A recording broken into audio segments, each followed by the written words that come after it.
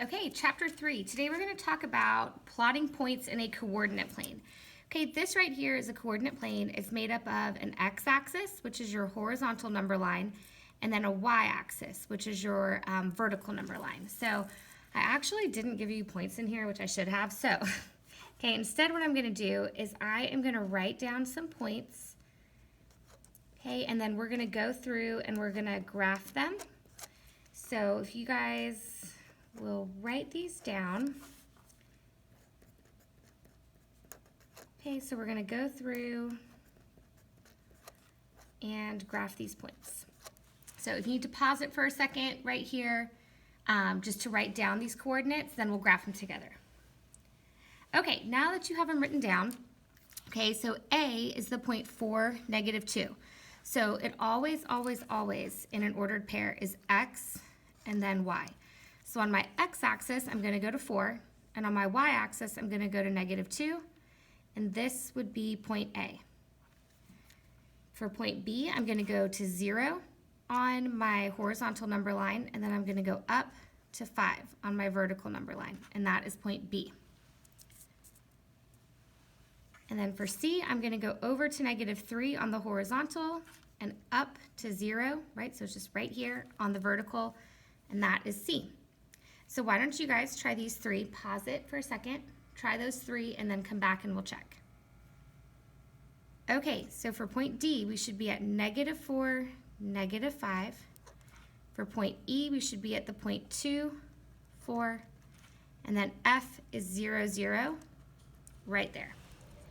So the coordinate plane is split up into 4 quadrants, okay? This is quadrant 1, this is quadrant 2, this is quadrant 3, and this is quadrant 4. Okay, and yes, we have to use Roman numerals. It's just the rule. Okay, so if we were to list out what quadrant each of these points are in, let's do that. Okay, so point A, right here, that is in quadrant 4. Point B, is that in a quadrant? Is that in one of these sections? No, it is sitting on the y-axis. Okay, so point C, where is that guy? He is sitting on the x-axis.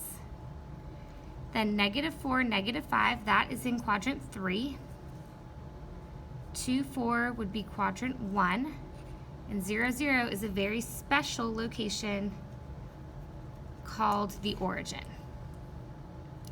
So let's talk about graphing functions. Okay, if you guys remember, domain is input, right? Domain, we learned that in chapter 1, are the input values. Those are x's. Okay, so it's telling us we're going to graph this function that has inputs of -2, -1, 0, and 2. So that's what I'm plugging in for x. So I'm going to do 2 times -2 minus 1. Then I'm going to do 2 times -1 minus 1. And then 2 times 0 minus 1, and then 2 times 2 minus 1. So 2, because all I did was take these input values and put them in here for x. So that's -4 minus 1 is -5. -3 minus 1 is -4. I just messed that up. -4 minus 1 is -5. -2 minus 1 is -3. Miss McAnally, get it together. 0 minus 1 is -1, and then 4 minus 1 is 3. So now we've essentially created these ordered pairs. I have when x was -2, y was -5. When x was -1, y was -3. When x was 0, y was -1. When x was 2, y was 3. You can see how they're actually linear, right? There we go. So let's come down here and do the same thing, or if you wanted to pause it, okay, you could, and come back. Oh, I forgot one part. It asks you to find the range.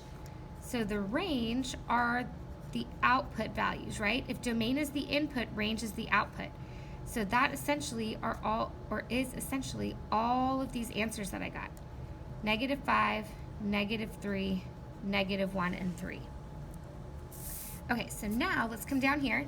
Graph the function y equals negative 1/3 x plus 2 if the domains are negative 6, negative 3, 0, 3, and 6. So I'm going to do negative 1/3 times negative 6. That's negative times negative, right, which is positive 2, plus 2 is 4, right? Because this ends up being 6 over 3, which is 2. Negative and negative is positive. Then 1/3 of negative 3 is positive 1, plus 2 is 3. Then 1/3 of 0 is 0, plus 2 is 2. Then negative 1/3 times positive 3 is negative 1, plus 2 is 1. And then negative 1/3 times 6 is negative 2, plus 2 is 0. So I have the coordinates. Oh, I'm going to go over here to negative 6. So negative 6, positive 4. And then negative 3, positive 3. 0, 2, 3, 1, and then all the way over here at 6, 0. They're linear, and we are good to go. And then the last part is identifying the range, and those were these outputs: 4, 3, 2, 1, and 0. Okay, so turn your paper over, and we're going to look at this big, long word problem example. Your favorite. In 1920, the ratification of the 19th Amendment to the United States Constitution gave women the right to vote. The table shows the number to the nearest million of votes cast in presidential elections both before and since women were able to vote. Okay, so 12 years before women were able to vote, there were 15 million votes cast. 8 years before, 15 million. 4 years before, 19 million, okay, and on and on and on. So it says, explain how you know that the table represents a function.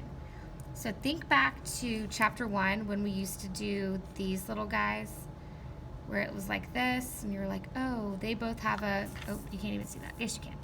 An output of 3. Well, what if it looked like this?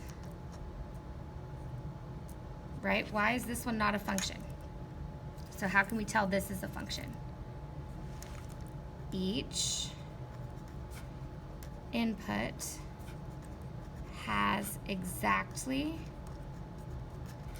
one output, right? For each input, these top numbers, there's only one output.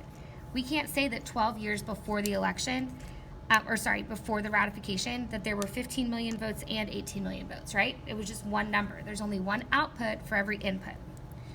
So down here, it says graph the function represented by the table. Okay, so this is the data that I'm dealing with. Okay, let me see if I can get this up any higher. Oops. Okay, there we go. Okay, so I'm going to go ahead and I'm going to draw my horizontal axis. Okay, and this is my years before or since 1920 axis. That's a big axis, okay? So I just took it from right here. That's the years before or since 1920. And then going up the side or up the top here, these are our votes in millions. Okay, and I'm looking kind of at my spacing here. I need to go from negative 12 to positive 12.